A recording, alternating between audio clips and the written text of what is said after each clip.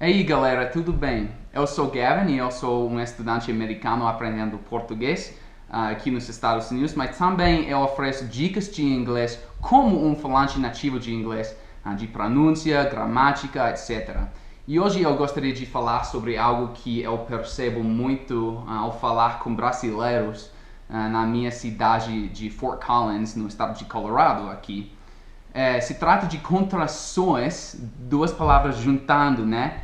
Em inglês que incluem a palavra not. Por exemplo, have e not juntam para formar haven't. Muitos brasileiros têm a tendência de pronunciar o T afim, haven't. Mas isso não é comum em inglês, ou em inglês americano seja. Normalmente, um falante nativo diria haven't, terminando com M e a ponto de dizer a T, mas não dizendo o T. Haven't.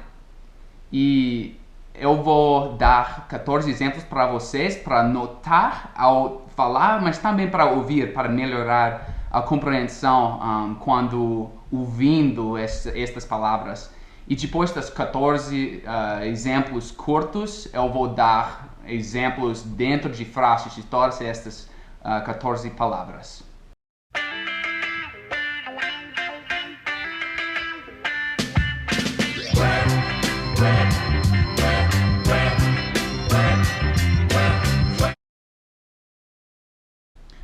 Antes de começar, a gente vai praticar o som um pouco e vamos usar o exemplo de haven't. Então, em vez de haven't, é haven't. E notem que eu estou a ponto de dizer o T, mas não o digo. Haven't. Eu separei estas 14 palavras em 3 níveis de dificuldade. E a primeira nível é a mais fácil e é quando a palavra sem a contração só tem uma sílaba, mas com a contração tem 2 sílabas. E por isso é mais fácil notar a diferença entre os dois. Nesta nível eu vou começar com palavras que terminam com S antes de adicionar a palavra not. Is, was, has, does, com o som de z. Isn't, wasn't, hasn't, doesn't. Isn't, wasn't, hasn't, doesn't. Não é hasn't, doesn't. É isn't, doesn't. Com palavras que terminam com a letra D. Did, should, could, would.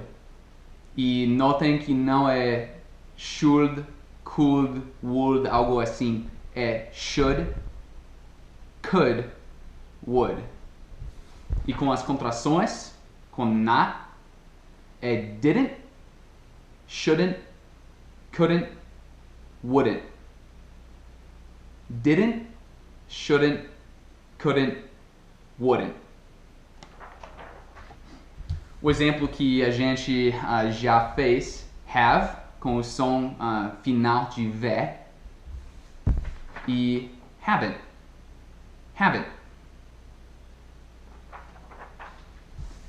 E para acabar com este nível mais fácil de dificuldade com as contrações, must. E notem também com essa palavra curta que must não tem o som final de T, não é must normalmente, é must, especialmente dentro de frases. E a gente vai notar que nesta palavra tem um T silente 2 vezes.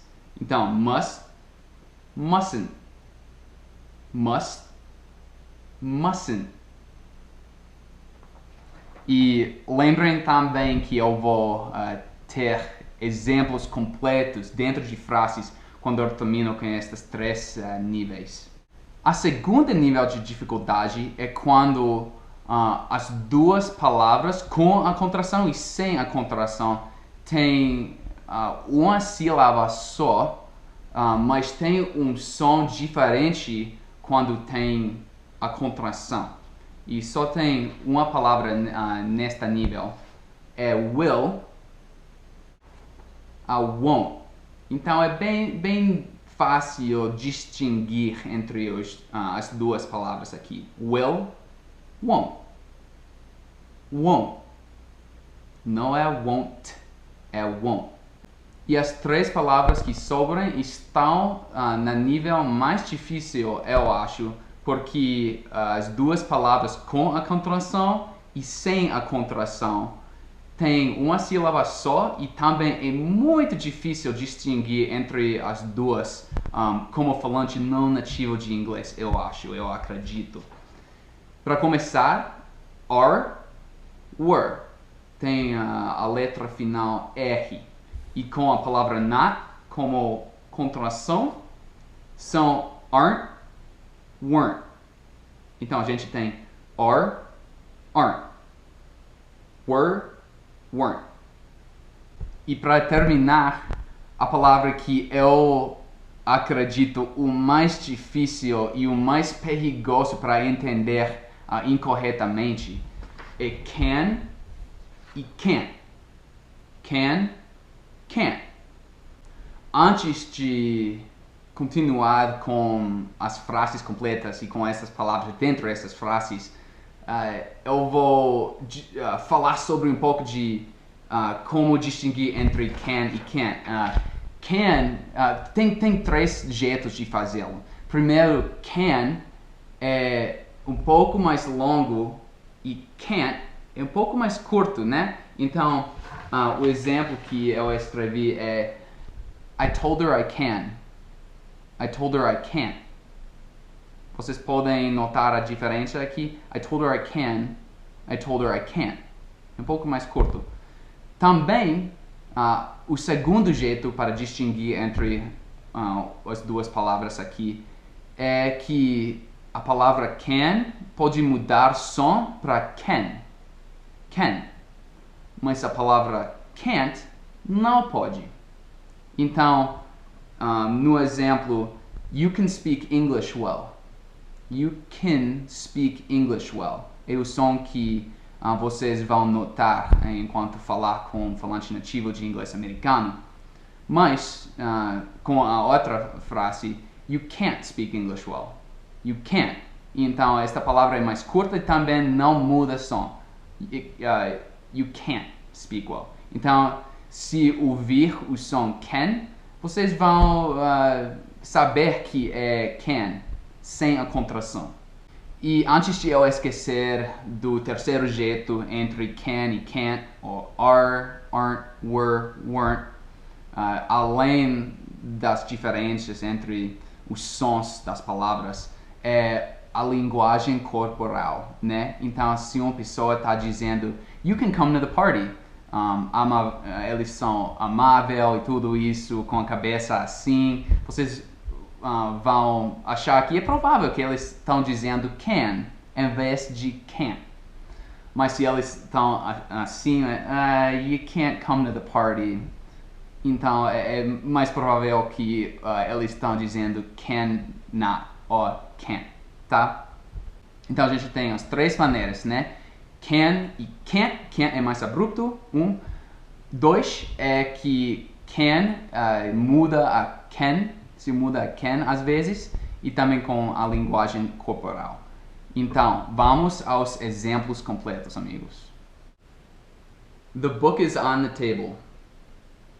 The book isn't on the table. It was me that called.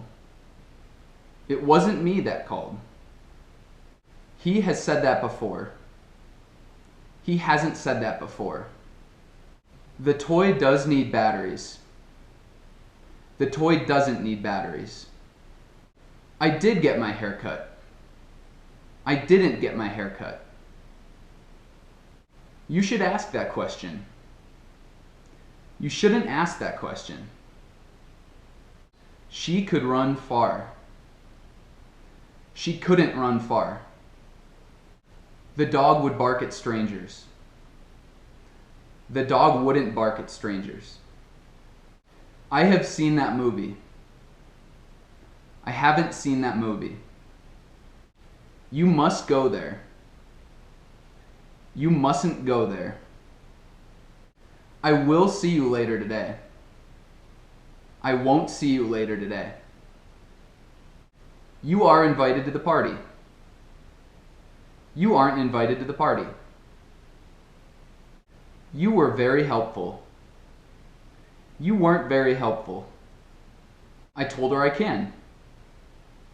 I told her I can't. E uma outra.